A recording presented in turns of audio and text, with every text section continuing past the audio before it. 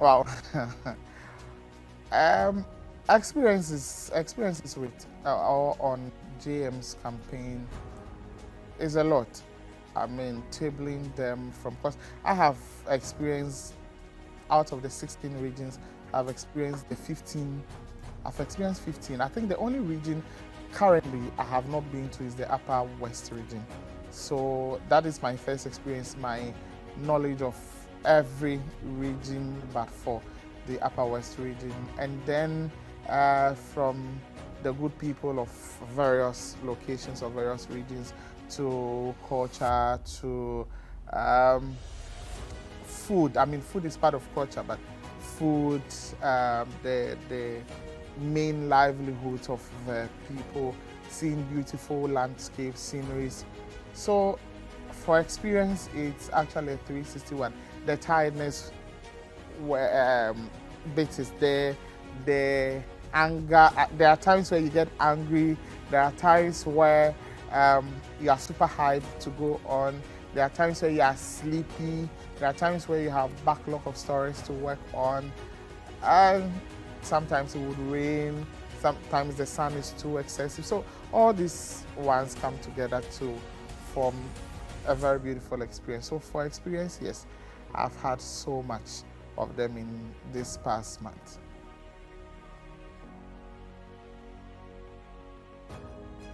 Whoa. there's been lots of funny moments. I mean, there are times where you come back.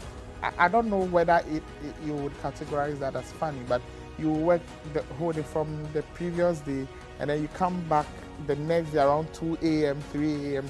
Then you are leaving again by 6 or 7. So now you got to a time you hear everybody saying, and then you better china, or you hear people saying, today we sleep tomorrow. Meaning, as we leave today, we are coming back the next day at dawn. Plus, there were some instances, maybe with food, where people will mistakenly throw people's food, thinking they are waste.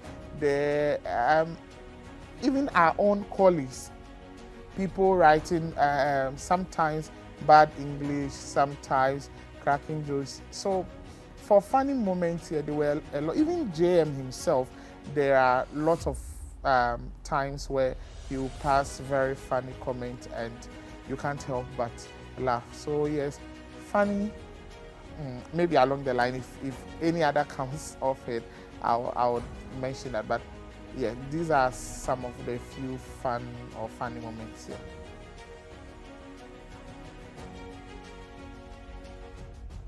Memorable. I think my very first one will be crossing the Black Water from Makango to Yeji. So there was another part of the northern region where we had to go, but you would have to, if you want to use the Tamale Kintampo route, that would be like 7 to 8 hours. But when you cross the Black Water, it should be like 3 to 4 hours. So I think Abromase, yeah. So we had to cross. So we drove from Tamale through Yendi Junction through to Salaga, then Makango. Then from Makango, we crossed the Black Water in the pontoon to Yeji. Just when we got to Yeji, our media bus got spot. So then everyone would have to leave us, and because it's a convoy, so they would have to leave us, and they had to now find a way of getting the cameramen to take the lead with JM, and then we were at the back with the you call them fitters, the automobile guys to get the vehicle fixed. And we were there for hours. It rained, the sun was on, and we were just having fun because the area was quite remote. So we were seeing pregnant women on their bicycles, some carrying firewood with their kids, and we were just making some good moments or memories out of that incident. I mean, it happens, it's a machine, so anything can happen. So finally it was fixed and we had to leave back to Yeji, where we get to wait for the pontoon. We thought that was all, we were done. only for us to cross back to Makango.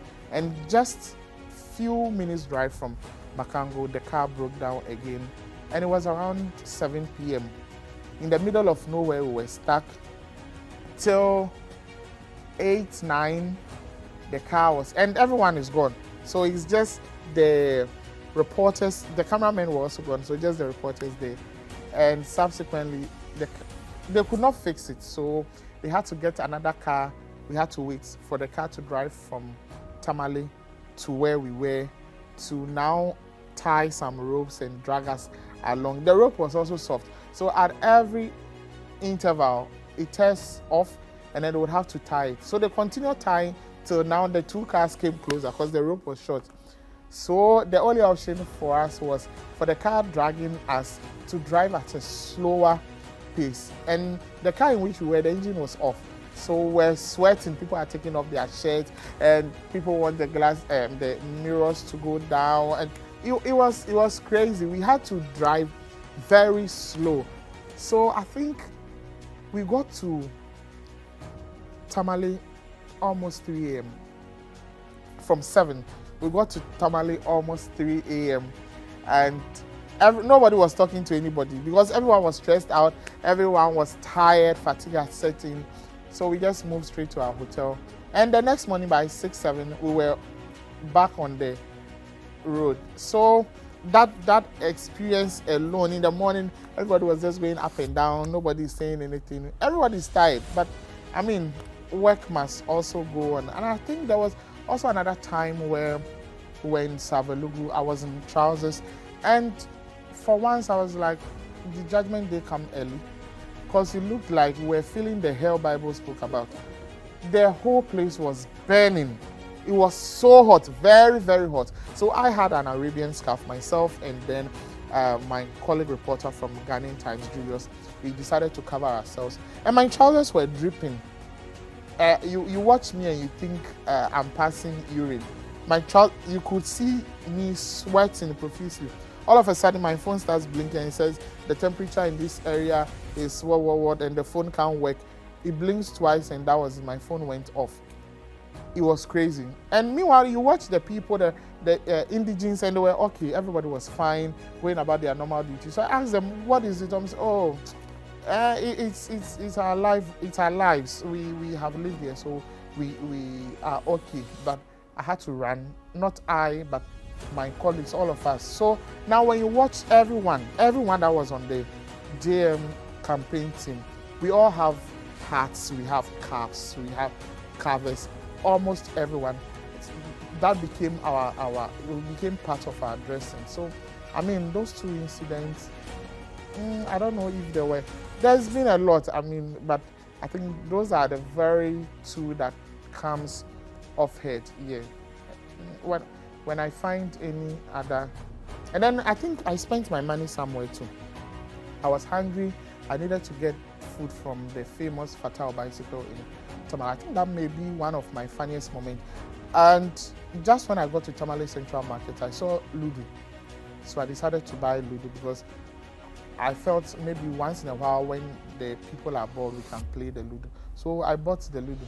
I moved forward, then I see Wagashi. Then I went there and I bought Wagashi like 20 or 36. Then continued in my keke to stadium runabout where Fatal bicycle is. I got there and realized the money was finished. I had then bought my TZs, chosen the meat I want and which one they should put and which one they shouldn't, only for me to realize my money was gone. And the people are very hospitable. They just asked me to, oh, feel free, eat. When you're done, you can go and withdraw the money. You know, I asked, won't you follow me so that at least you're sure I come? They were like, oh, no, it's just food. If you don't come back, I mean, that's fine, but it's just food. Finish eating and then you can go and bring them. If it was in Accra, it would be about Sotoro Canada.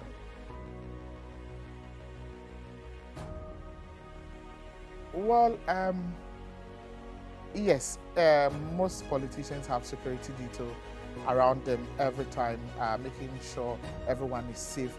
But I think, I stand to be corrected though, but I think the president-elect, then he was the candidate for the NDC. He's one of the politicians that it's so easy to get close to. Even when you have not gotten close, he would come. He wants to know how you are doing. He wants to know what's up. He wants to know what conversation, why you and your colleagues are even laughing. He makes it look like a family business. So I think the closest we've come was in the Volta region, when I think the very day we got down with the Volta regional tour. And after every tour, there is a meeting with town folks, journalists, where he avails himself for people to ask him questions.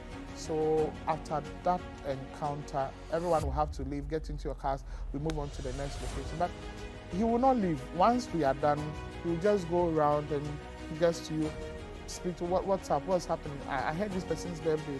So I think he came to me, myself and Salamat from Despite Media, and was like, Shadrack, this is my daughter, are you aware? And I was like, Jim, your daughter is not getting any taller. I've been watching her from the past years. And we just had to joke, we had all the funny conversations, and he just came back and shook my hands and said, thank you and your colleagues. We are still on. I'll meet you guys elsewhere.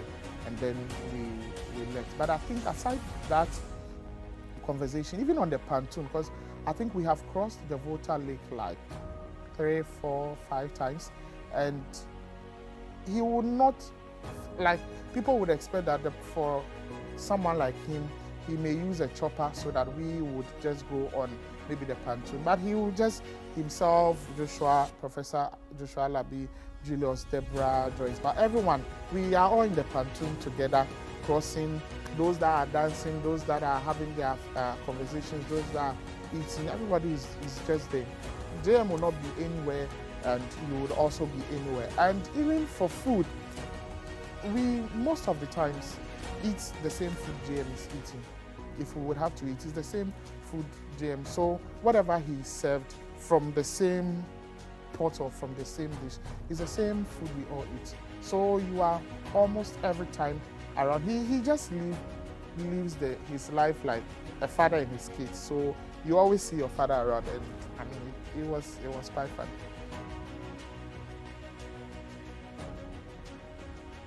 Yes. Yes, I mean, it's a strong yes. I'm saying yes because I did 2020 elections, and there were places that are no-go area for the NDC. So like in Praiso, in Koko, that is the eastern region, around Chebi and those areas. Everybody know that these places are NPP dominated areas. Go to the Ashanti region, and the Ashanti, I don't even need to mention places in the Ashanti region. The Ashanti region is predominantly for the NPP. But now, I can't bring in the Volta regional tour conversation because it's so obvious. But another place is the Greater Accra region. The Greater Accra region has been a strong decider. The Greater Accra region and then the Central region. These two regions have been strong deciders for the elections. And in most of there were places that we visited, and there was no even space for the media to film, because the people had taken over the stands for the media. Everyone wants to be part. Everyone is chanting a song of change. Everyone is come, and there were people I even interviewed in MPP shirts, and they were just wearing them because they felt they were disappointed. So, well, someone may argue that, oh, during those moments, you see them and they are just joining the fun. It doesn't necessarily mean they will vote for you. But as journalists, sometimes you listen to the conversations on the ground. You don't necessarily have to pull your microphone or your cameras, and it is so evident. You know that, no, there is something happening. We got to Nkoko around 11 p.m. to 12 a.m. and Nkoko was choked. No car was going, no car was coming. Nkoko was choked. Even there is this lady that does the sign language when JM is speaking. She could not even access the podium to even join Mahama there. And that alone speaks volumes, because in the past years, who is coming to queue? Yes, people may come, but you won't get such number of people to cause that block. No car was going, no car was coming. The security there were overwhelmed. And I heard people were shouting, the Savior is in, Jesus Abba in Koko, and it was crazy. The same thing around in Praeso. So from there you could question yours. And these are places where the likes of Brian Champon and other big politicians in the NPP have done their works, and people were expecting that no, the people would rally behind the NPP. But for these places to be choked with party faithful from the National Democratic Congress, then there is a question. There is question marks are supposed to be put there. Look at a place like Kumewu. We got to Kumewu at 1:26 a.m. and people were still there waiting to see JM at least before they go to bed. 1:26 a.m. and Kumewu is full. From Kumewu, we drove through Onoda Diase, and before we got to Efijase Zongo, Efijase was full from Efijase Zongo to Efijase Asokori, the Chief's Palace. So, and that was around 2 a.m. because we left there at 2:28. And these are people that have come on their own. These are not people, even if it was during the day, you would have said that, okay, maybe they were bussed. But this is 1 a.m., this is 2 a.m. in the Ashanti region. So there were instances where GMO mounts the podium and he would just go silent and ask that, are we still in the Ashanti region or are we still in the Eastern region? Central region, same. It was crazy. Western North, same. Western region, same. Even in Second D, in Takrady, the numbers. So, I mean, like I mentioned, you can argue that these are people that may have come for political reasons or just for the pomp and pageantry.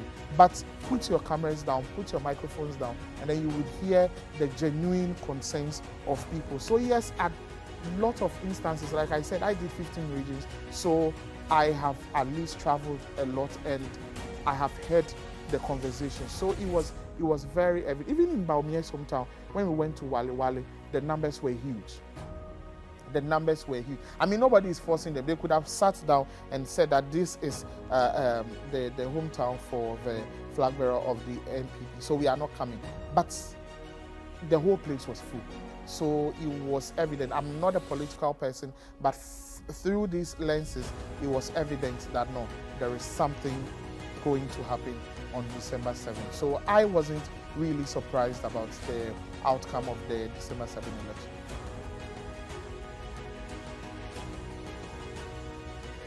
Atmosphere. I can't really define the atmosphere around GM during the campaign, because at a point it was so tensed, because sometimes, especially when you are in the areas tagged NPP dominated areas, the tension is there. But then again, you see the numbers: Agyare, Asante Mampong, Insuta, Kwamai, all these places. Even when you are going, there's so much tension. You get there and it's like you are at ease, or your brains are put at peace. But sometimes you can't even find a place to park your car. The whole place, the streets everywhere is occupied. So at a point, it looks like there is so much tension. At a point, you feel so easy. At a point, it looks like there is so much confusion. At a point, you are scared. At a point, you are just super hyper or super excited. So there's been a roller coaster of emotions, or different atmosphere transcending during those periods here. So we can't really point a finger to a particular description for an atmosphere. It's been all over the place.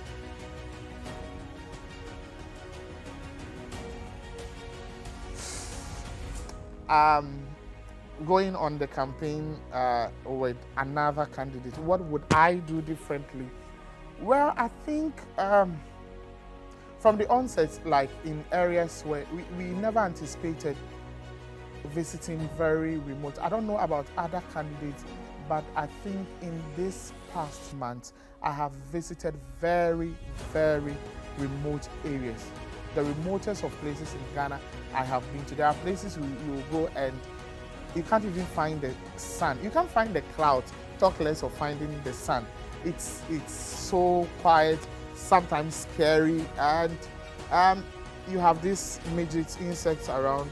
So people may not be privy to that. There are places that are very,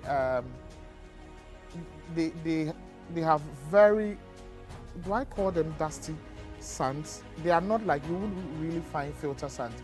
So people were not privy to things like wearing nose mask in those areas, because I mean everyone has taken the COVID scare out of the brain, so nose mask wasn't really a thing. So I mean protective covering when it comes to our health, and those are some of the things maybe I would have to check. And then now I have gotten to also understand the business of campaign better, and the interactions with the people also better. So depending on where you are, and then the time, and then whatever conversations are going on in the media space, it would affect the kind of stories you do, the kind of conversations you have, and sometimes these things even come back to influence even the kind of security you get in those places. So yes, we can look at those things. And then I think I'll pack more foods. Yes, I'll pack more food. I'm saying I'll pack more food because, see, there are areas you would go and you can't even take water.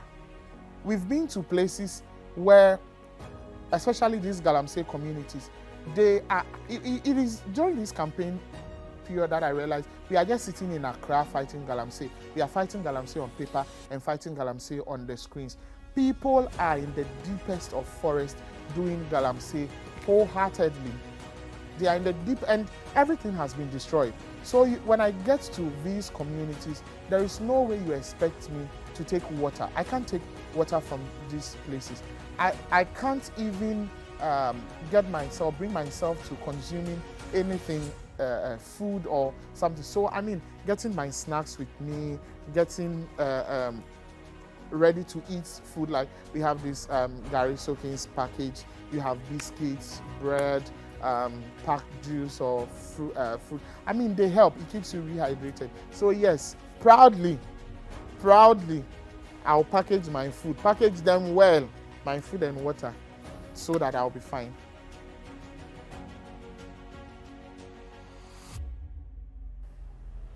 Patience and resilience, because I mean that is the best life lesson I can.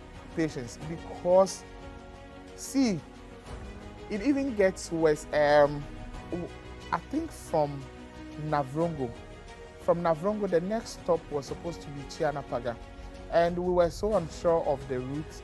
We left Navrongo straight to Paga. Almost at Paga, we were told no, we are not supposed to be there. So what has changed? We had to move again to Tiana. From that Paga route back to Navrongo Junction, continue to Tiana. Now at the point we were all asking, say, yes, will you be driving? You won't find the hats, you won't find an animal, you won't find insects, nothing. You are just in the forest. And Ebikwana, you need water. If it's in Accra, I can just lower the glass, get water from the street. You even find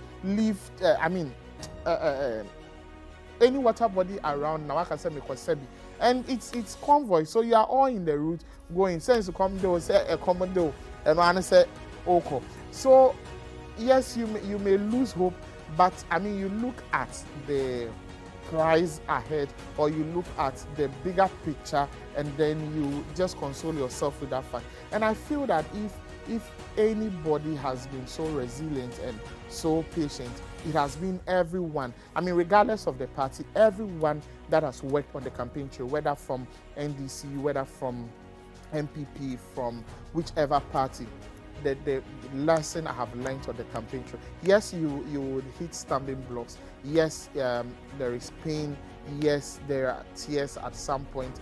Yes, sometimes you get tattered, but you still keep the fire burning. There is hope, patience, and then resilience. That is what I learned. I mean, it will still be in the same, it will still be in the same line, because many people were also looking at him. So he became more of a beacon of hope. And at a point where you think, no, see, we are just putting water on stones or pouring water on stones, he still wants you to see that maybe this particular stone has some level of soil. Maybe it may soak the water you are pouring on it. So you look at him and the kind of conversation he has with the people around him, and you know that this man is very positive, this man is very hopeful, and I mean, he's free-spirited. So you, at every point, and he's able to monitor the atmosphere and knows when to drop a bombshell. When I say a bombshell, I mean just to make the people around him feel easy, or make the people around him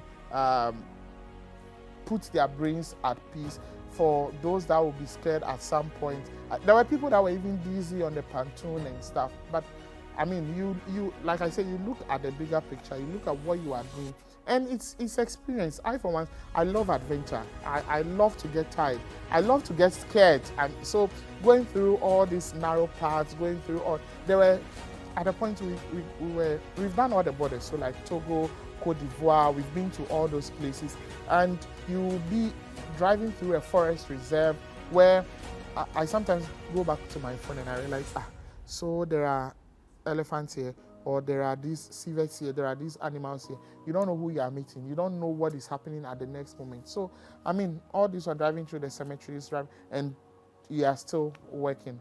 So, hope, I mean, he has a beacon of hope, a positive person, a free-spirited person, and the kind of fatherly love he also attaches to the work we are doing here.